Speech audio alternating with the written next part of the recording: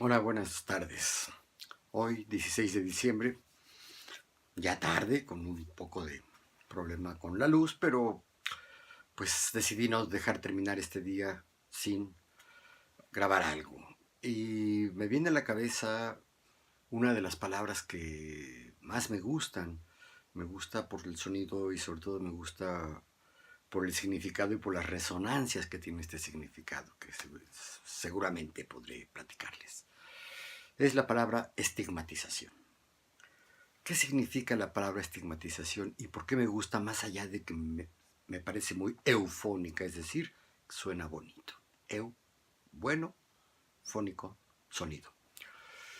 Sí, es una eufonía, es decir, una palabra que suena bien, me parece a mí, es mi gusto, pero los significados son los que me apasionan y los que me parecen verdaderamente extraordinarios. Como muchos saben, la palabra estigma, pues básicamente tiene pues dos usos, ¿no? El primer uso al que me voy a referir es como una parte de la flor, el estigma. En realidad, ese significado pues es propio de la botánica, de la biología, ¿no? No es un significado que me apasione más allá de saber que a eso se refiere. Es una parte de la flor y no me pregunten qué parte de la flor, pero tiene que ver con la reproducción sexual de las flores. Pero me gusta más el otro significado. Y empiezo al revés. Empiezo cómo fue que yo conocí la palabra estigma en su resignificación. Eh, Hace muchos años, cuando yo estudiaba sociología, estaba o se puso de moda o recién se dio a conocer aquí en México la obra de un sociólogo eh, muy bueno, muy afortunado, muy certero, que escribió dos libros. Uno de ellos se llamaba Internados y otro se llamaba Estigma. Irving Goffman es el autor, inglés. Y bueno, pues como buen estudiante que yo era entonces, me volqué a los libros estos que salían y eran el último grito de la moda académica, sociológica, y los leí. Y me gustó Estigma, porque eh, en ese libro Goffman hace un tratado de todos esos grupos, todos esos sectores de la población que en la sociedad capitalista de aquel entonces y hoy es la sociedad global de alguna manera, siempre ha generado esta sociedad grupos que no forman parte del núcleo social. Eh, ya vimos en algún video anterior, aquí en YouTube, en mi canal, cómo la palabra social de pronto se refiere a lo que tiene que ver con las clases dominantes, con las clases altas, con los ricos, con los burgueses, con los aristócratas, con los políticos encumbrados, en fin. Pero no solo eso, sino que también la palabra social se refiere a los grupos, eh, digamos, oprimidos, los pobres, los no prestigiados. Y bueno, para designar este fenómeno se han utilizado montones de palabras, ¿no? Explotados, proletarios, oprimidos, pobres, eh, reprimidos, marginados, excluidos, y creo que esta palabra de excluido es la que está hoy más en boga. Pero creo que finalmente muchas de estas palabras, en particular la palabra excluido e incluso marginado, reconoce que hay un núcleo central de población. Central no geográficamente, no geométricamente, sino en términos de importancia, ¿no? Hay un grupo importante que es el que genera las decisiones políticas, que es el que genera las modas, que es el que determina los gustos y que es el que define la normalidad de una sociedad en un momento determinado. Y la define de acuerdo a su imagen y semejanza, ¿no? Eh, si de alguna manera los ricos, los acaudalados, los acomodados, los prestigiados, los famosos, vienen de Europa, pues evidentemente el concepto de belleza que van a imponer, por decir un ejemplo, es el concepto de la belleza europea. Y variará de una región de Europa a otra, y bueno, y así se crean no solo el asunto de la belleza, sino también de la salud, la belleza como síntoma externo de un estado saludable, ¿no? Y bueno, se generan localismos brutales, ¿no? El caso más drástico es aquel ideal de la raza aria que fue eh, propugnado por Adolfo Hitler y que generó, en torno a esta supremacía aria, pues la Segunda Guerra Mundial con sus 50 millones de muertos, con su enorme destrucción, en fin. Eh, con esto quiero señalar, pues, repito, que hay siempre los grupos dominantes los que definen el núcleo de importancia de una sociedad. Y muchos de estos términos, en particular este término de exclusión o el de marginación, sí reconocen implícitamente y no cuestionan que hay un núcleo central. ¿No? Lo aceptan como tal, ¿no? Y le llaman la sociedad normal. Es lo normal. Entonces, pues se habla, algunos con cierto nivel de conciencia igualitaria, dicen, ay, es que, eh, eh, por mencionar un caso, los grupos con discapacidad o los atípicos o los enfermos o los locos, ¿no? Los feos, los pobres, ay, son marginados, ¿no? Es decir, que están al margen, en los límites o más allá de los límites que están establecidos en esta normalidad social, si es que esto existe. Pero también sucede, y me voy a detener un poquito más en ello, o quiero ponerle más énfasis, pues, al término de excluidos. ¿Por qué? Si están excluidos estos grupos, ¿qué hay que hacer? Pues incluirlos, ¿no? Y aquí viene una idea que me voy a aventar un tiro fuerte ahorita. La idea de la inclusión, de la sociedad inclusiva o incluyente. Yo creo que es más correcto decir incluyente. Pero bueno, ahora se habla de educación inclusiva, de sociedad inclusiva, de lenguaje inclusivo, ¿no? Y claro, atrás de esta idea de inclusión está la idea de exclusión, o sea, se reconoce que los grupos oprimidos, marginados, reprimidos, golpeados, etcétera, maltratados en general, estos sectores de población, son de alguna manera excluidos, entonces habrá que incluirlos. Y para eso se inventa un lenguaje incluyente, una educación incluyente, una escuela incluyente, perdón, inclusivas, ¿no? Y digo que es eh, un tiro el que me estoy echando porque estoy negando la validez semántica, axiológica, de ideas que están en el centro de las políticas que se ven como políticas decentes hasta el día de hoy. Incluyendo, ahora sí, el término está bien empleado, aquí sí, incluyendo las directrices de la política educativa del nuevo régimen de la Cuarta Transformación, que sí estoy con él, que sí creo en él, que sí trabajo para él, pero con esta reserva, ¿no? Es decir, si la educación va a ser inclusiva, como lo dicen hoy los pedagogos que están muy a la moda, pues están reconociendo y aceptando que hay un núcleo central al cual hay que incorporar, al cual hay que meter a estos que esta misma sociedad ha sacado, ¿no? Ha excluido a estos grupos, entonces hay que incluirlos. ¡Ay, qué bonito! Y yo digo que no es así. Pero bueno, ahorita espero poder llegar a la conclusión a la que quiero llegar. Lo mismo sucede cuando se habla decía, de los marginados, ¿no?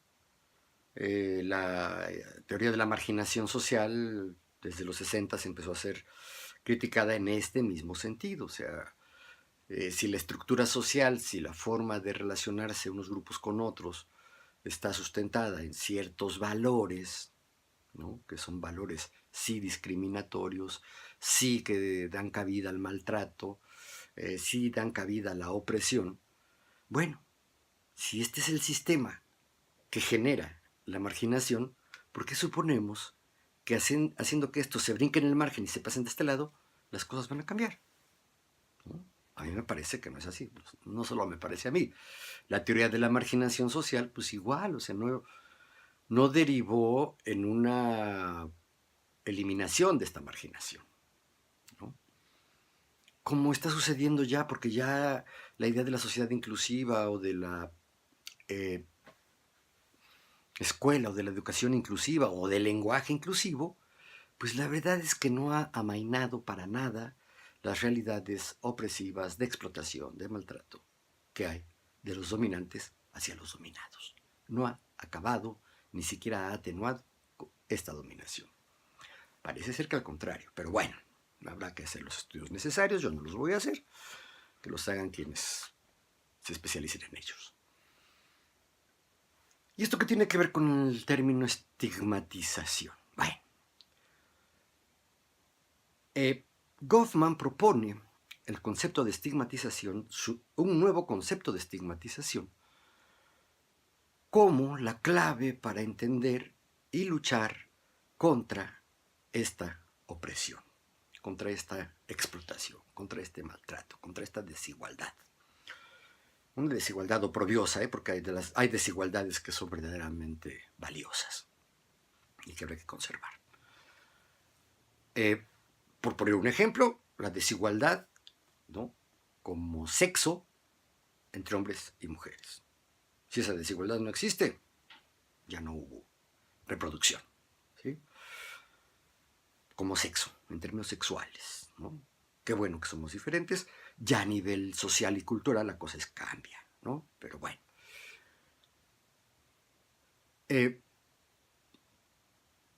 Goffman decía que la palabra estigma proviene de las huellas que los clavos dejaron en las palmas de las manos de Cristo. Estigma es en ese sentido una especie de cicatriz, pero una cicatriz que en la historia occidental, en la historia de la civilización cristiana occidental, se convirtió en una cicatriz con carácter divino. Ajá. E incluso algunas de las patrañas que se han dicho, es que hay personas a las que les salen estigmas, es decir, que de repente amanecen o se les aparecen estas heridas sangrantes en el centro de la palma de la mano, supongo que también en el dorso, y eso se le llama el estigma, ¿no? Cuando esto le sucede a alguien, pues bueno, hay un revuelo religioso en torno a ellos. Entiendo que algunos han llegado a ser canonizados, a ser santificados, a convertirse en santos o en beatos, ¿no? En personas muy adoradas por la Grey Católica, porque de alguna manera Jesucristo hizo contacto, o Dios Todopoderoso, no sé cuál de todos, en esa cicatriz. Y eso se le llama el estigma. No sé desde cuándo, la palabra estigma también empezó a convertirse en sinónimo de eso, de cicatriz, de la huella de una herida, ¿no? Entonces, de allí ya no estaba lejos. Si el estigma es la huella de una herida o la cicatriz que te dejó una herida, pues pronto pasó al término valorativo, en términos del prestigio, de la fama que se tiene, pues, ¿no? Entonces se hablaba del estigma como una etiqueta que se te hacía, que se le hacía a las personas que de alguna manera habían tenido una lastimadura en su vida, habían vivido habían tenido una vida, digamos, de herida tras otra, desgracia tras desgracia, tras desgracia, y esto ya no se lo podían quitar, ¿no? Sencillamente, así un ejemplo sencillo, si un joven cometía una barbaridad en su adolescencia, ¿no? Robó, ¿no? Golpeó, mató, violó, robó un caballo, qué sé yo, ese prestigio lo perseguiría por el resto de sus días. Eso se le llamó el estigma, ¿no? Está estigmatizado. Goffman, el autor al que me refería al principio del video, recoge este significado y recoge esta tendencia de pensamiento y de comportamiento y de valoración para identificar a los grupos que, sin ser muy conocidos por los núcleos centrales, por los núcleos privilegiados, por los grupos privilegiados, de alguna manera etiquetaban negativamente, valoraban negativamente esas formas de vida, y sin conocer más, sin preocuparse por tener una visión más objetiva o por tener una valoración menos castigadora, menos discriminatoria, los calificaban como tales, ¿no? Y ahí entran montones de personas y montones de grupos, poblaciones enteras, que eran estigmatizadas en ese sentido. Es decir, si tenían un color diferente de piel, si hablaban un idioma distinto, si tenían una posición social, es decir, una capacidad económica más baja que el núcleo central, simple y sencillamente se les estigmatizaba, es decir, se les aplicaba una etiqueta, un nombre con el cual se les despreciaba, ¿no? La palabra indio, en países de América Latina, en particular en México, es terriblemente estigmatizadora. ¿Por qué? Porque recoge la idea de la dominación española, de la dominación criolla o mestiza. El indio, pues no hablan ni siquiera un idioma, hablan lenguas, ¿no? Dialectos. Son culturas atrasadas, ¿no? Son subculturas, son malos, son ignorantes, son salvajes. Yo tenía unos compañeros, unos vecinos, ¿no? De cuando yo era niño, que decían que no iban al campo porque había muchos indios y corrías peligro. Híjole, yo cuando había entrado en contacto con algunas comunidades indígenas, pues yo me había encontrado gente muy buena, ¿no? Al contrario de lo que decían estos, no, es que son malos, ¿no? Lo mismo se le aplica al vicioso, si eres alcohólico, si eres marihuano, guay, ¿no? El drogadicto. Y lo triste es que esto sucede también con personas que, sin ser ni malos ni delincuentes, que pueden tener una posición social mediana, ¿no? O pobre, o incluso rica, pero tienen la desgracia de ser prietitos, ¿no? De ser morenitos, de hablar en español, de ser empleados y no ser patrones. Son estigmatizados, ¿no? Y ahí es donde la palabra estigma se convierte ya en otra cosa. Se convierte en una idea parecida a la que se le da bajo el término de etiqueta, pero a mí me gusta más el de estigma, la estigmatización, porque no se confunde con otros, ¿no? Se puede confundir con la parte religiosa, pero está tan lejano, ¿no? El discurso de los estigmas de Cristo, de la idea de la estigmatización como un fenómeno de prestigio, un fenómeno de valoración, que me parece que es muy precisa y que se hace alusión a una huella de una cicatriz tal vez ficticia, tal vez inventada por la gente, ¿no? Y que se te queda como marca para tu prestigio, para tu fama, para toda la vida. Y de ahí no te sacan. Ajá. Entonces, me gusta que esta palabra de estigmatización alude, y aquí viene la definición que yo hice a partir de la lectura de Goffman y de muchas reflexiones al respecto. Es mi definición. La estigmatización se refiere a un conjunto de actos mediante los cuales se valora negativamente a personas o a grupos que tienen características que escapan a lo que la sociedad dominante considera como normal o como deseable. El que no tiene estas características deseables o normales, entre comillas también, se le estigmatiza, es decir, se le valora negativamente, y toda la actuación de esta sociedad normal hacia ellos va a estar mediada, determinada por esta valoración negativa. ¿A quiénes se les aplica? ¿Quiénes son estigmatizados? Pues quiero decir, en primer lugar, la población con discapacidad, ¿no? Incluso decir el término población con discapacidad o persona con discapacidad ya genera un proceso de estigmatización.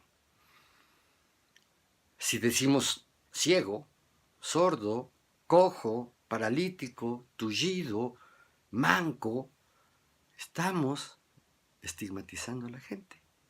Claro, esto puede ser nada más la denominación y todo el trato posterior puede ser igualitario, de confianza, amoroso, ¿no? Entonces, a lo mejor la estigmatización no termina con la etiqueta. La etiqueta es el puro nombre, pero la estigmatización sí hace referencia no solo al nombre que se le pone, sino a las acciones que son derivadas de un pensamiento que está determinado por una valoración negativa de esas características. Si me lo preguntan, yo diría que el grave problema de los grupos con discapacidad, así llamados, o de las mujeres, del género femenino en su totalidad, es un problema de estigmatización. Lo mismo sucede con los indígenas en sociedades con este pasado. Lo mismo sucede con los extranjeros que son víctimas de la xenofobia. Estoy pensando en los migrantes centroamericanos que han venido recientemente a México. O incluso la estigmatización que se hace de los gringos y de las gringas, ¿no? Es decir, cualquier güero que no hable español y que venga a México a pasear es estigmatizado como gringo y se le trata mal, ¿no? De esto les quería hablar. Me parece fascinante, me parece una idea muy rica la estigmatización. Y yo sostengo, pues, y los años que di clases en la normal de especialización, siempre sostuve en estos años que el problema de la población con discapacidad, el problema de la educación especial, es que tiene que romper los estigmas, tiene que romper la estigmatización a que son sometidos los educandos especiales. ¿Me han creído? Tal vez no, seguramente no. ¿Se ha difundido? Evidentemente no. Y también creo que este video va a tener pocas vistas, tengo pocos seguidores, pero bueno, así son algunas ideas. Igual estoy equivocado, pero no creo. Nos vemos pronto.